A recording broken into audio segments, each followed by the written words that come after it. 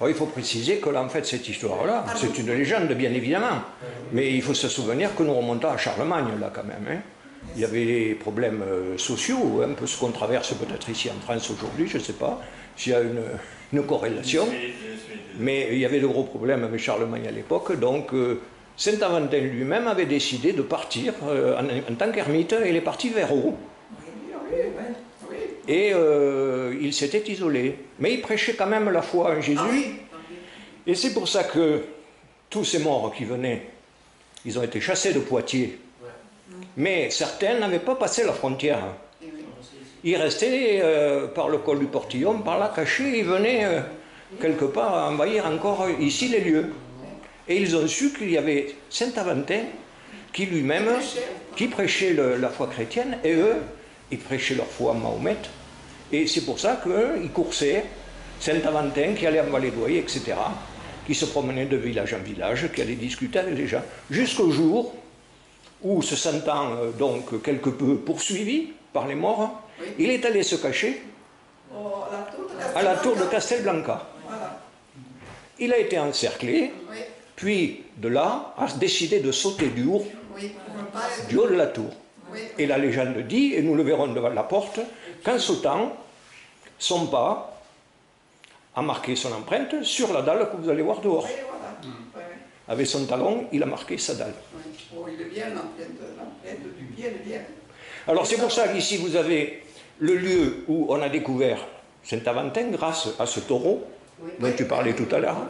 Et on va le voir à l'église tout à l'heure aussi.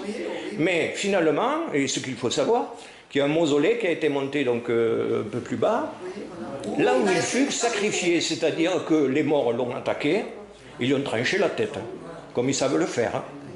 Hein. Ils lui ont tranché la tête, et la légende dit aussi que, en fait, il a pris sa tête, sa propre tête, entre ses bras, et toutes les statues alentour le désignent comme ceci.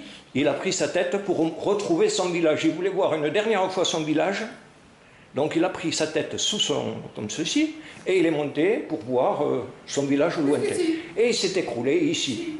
Mais le pire, c'est que les morts souhaitaient, en plus, profiter de l'occasion pour profaner le corps.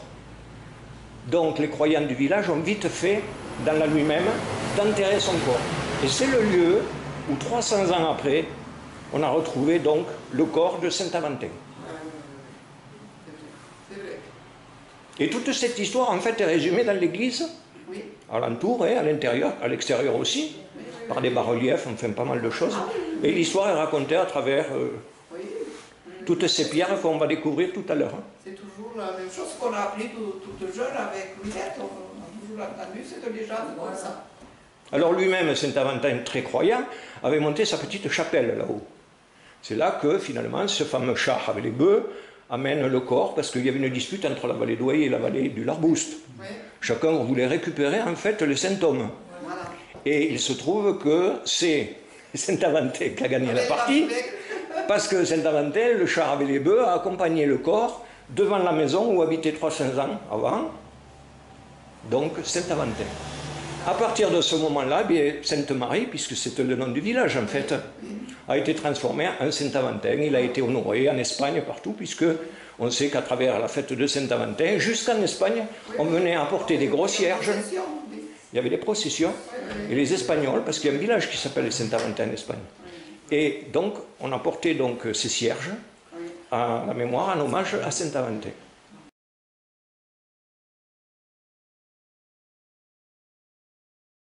Il faut savoir que les habitants, avant de préparer la fête de Saint-Aventin, viennent fleurir. Et oui, c'est ce qu'a fait Marie-Madeleine cette année. Voilà.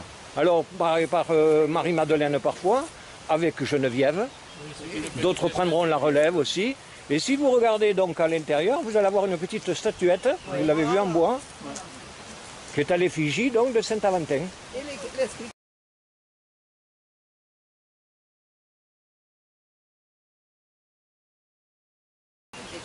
C'est là où il fut décapité. Décapité. Voilà. Ils l'ont coursé jusqu'ici. Derrière les bouquets, là, il y a Après qu'il ait sauté dans l'eau. Restauré en 1995. Il a sauté de là-bas, il a laissé sa marque, il s'est échappé dans la nature. Ah oui. Mais il était toujours poursuivi, d'accord? Et Excuse-moi, tu vas le filmer ça?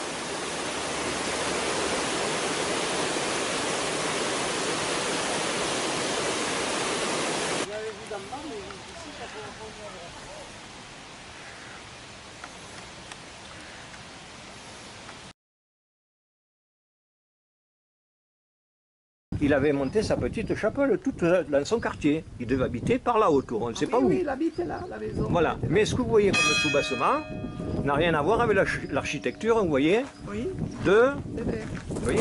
De l'église, oui, oui. Il y avait une église souterraine. Alors, C'est lié. voilà. Les gens ont toujours cru qu'il y avait un mystère sous l'église. Oui, il y a le souterrain. Et c'est une légende qui court toujours. Et les gens n'ont pas compris qu'en fait, cette église avait été montée sur l'ancienne chapelle d'Aventin. Maison.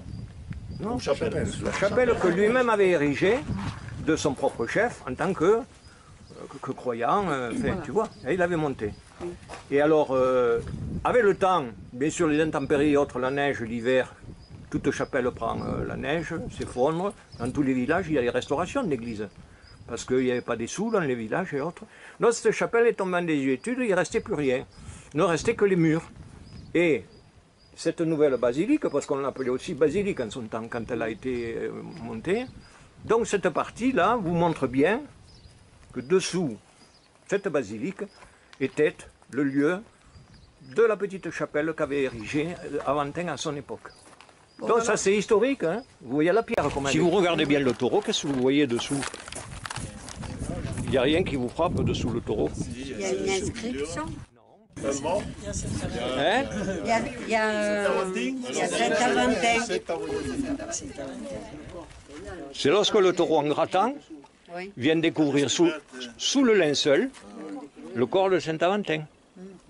C'est bien fait, Daniel. 300 ans après. Exactement, tu as tout retenu toi. 300 ans se passent, on est sous Charlemagne, donc au 8e siècle. Hein, et en l'an 1100 à peu près, donc pendant les croisades, tout ça, hein, à peu près on se trouve donc, et ce taureau va gratter tous les jours. Il y a un nid d'abeilles, chaque fois qu'il vient gratter, il y a un nid d'abeilles qui se révolte quelque peu parce qu'il vient d'être dérangé. Et on se demande pourquoi ces abeilles, finalement, elles s'élèvent là quand le taureau vient. D'où l'idée après de creuser et de trouver ce corps. Donc on fait appel à Sainte Bertrande de Comminges pour faire venir les élites qui reconnaissent eux-mêmes qu'effectivement le corps est détaché que la tête est détachée du corps. Et ils en concluent que c'est bien Saint-Aventin.